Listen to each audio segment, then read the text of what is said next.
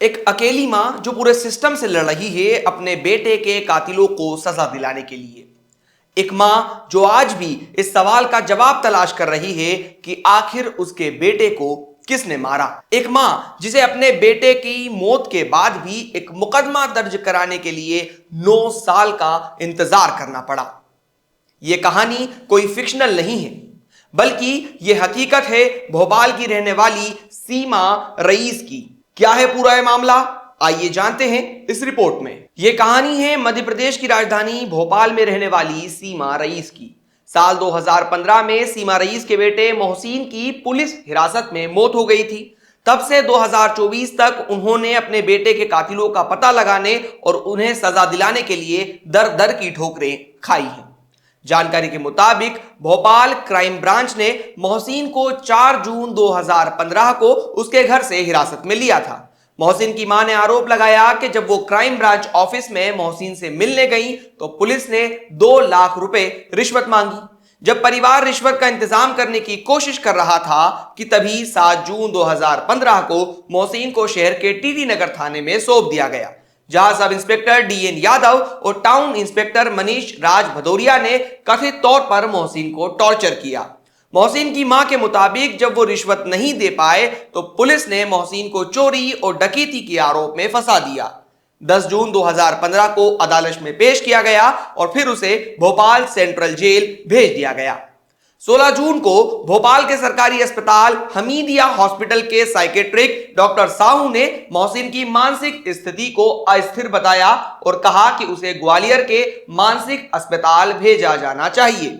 यहां सबसे बड़ा सवाल तो यह खड़ा होता है कि अगर किसी शख्स की मानसिक स्थिति ठीक नहीं है तो वो चोरी और डकैती कैसे कर सकता है। आर्टिकल 14 पर मध्य प्रदेश के पत्रकार काशिफ काकवी की इस मामले पर एक रिपोर्ट पब्लिश हुई है।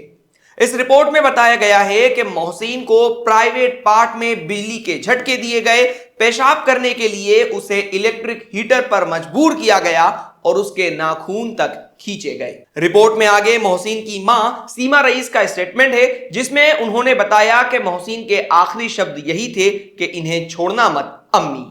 मोहसिन की मौत पर दर्ज हुई पुलिस रिपोर्ट के मुताबिक 23 जून को 3 पुलिसकर्मी राजेश चौधरी, कमल राजपूत और अमरदीप मोहसिन को साइकाट्रिस्ट साहू के सुझाव पर ग्वालियर सेंट्रल जेल ले गए।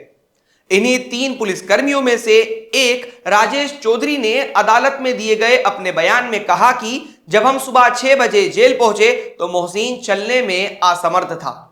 जब हमने मोहसिन को भोपाल सेंट्रल जेल से ग्वालियर ले जाने से मना कर दिया तो जेल अधिकारियों ने हमें उसे कंधे पर ले जाने के लिए मजबूर किया। ग्वालियर सेंट्रल जेल में मेडिकल जांच के बाद एक डॉक्टर ने उसे शहर के जय आरोग्य अस्पताल रेफर कर दिया, जहां मोहसिन को आईसीयू में भर्ती कराया गया, लेकिन डॉक्टर ने 1 घंटे के अंदर ही उसे डेड डिक्लेयर कर दिया।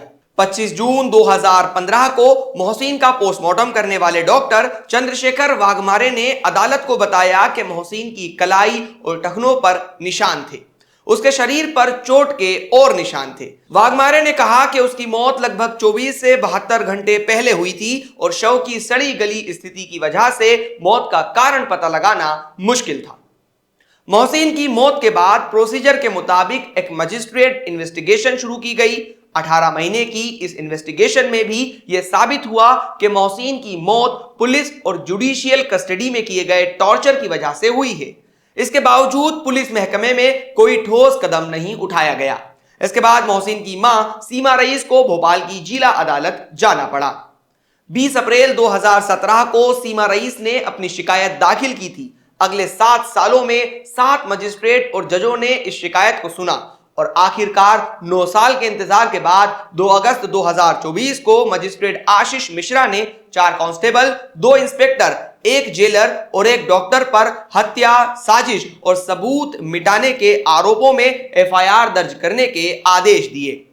मजिस्ट्रेट ने कहा कि सबूत दिखाते हैं कि 22 साल के मोहसिन की मौत पुलिस और जुडिशियल कस्टडी में किए गए टॉर्चर की वजह से हुई है, क्योंकि उनका परिवार 2 लाख रुपए की रिश्वत नहीं दे पाया था। मृतक मोहसिन की मां सीमा रईस कहती हैं कि अभी तो सिर्फ एफआईआर दर्ज हुई है, मैं अपने बेटे के कातिलों को सजा दिलाने के लिए अपनी आखिरी सांस तक लड़ूंगी। कोर्ट ने जो सही निर्णय लिया है सही फैसला करा उन्होंने, मगर अभी तो थोड़ा सा करा है, अभी अभी तो बहुत बाकी है।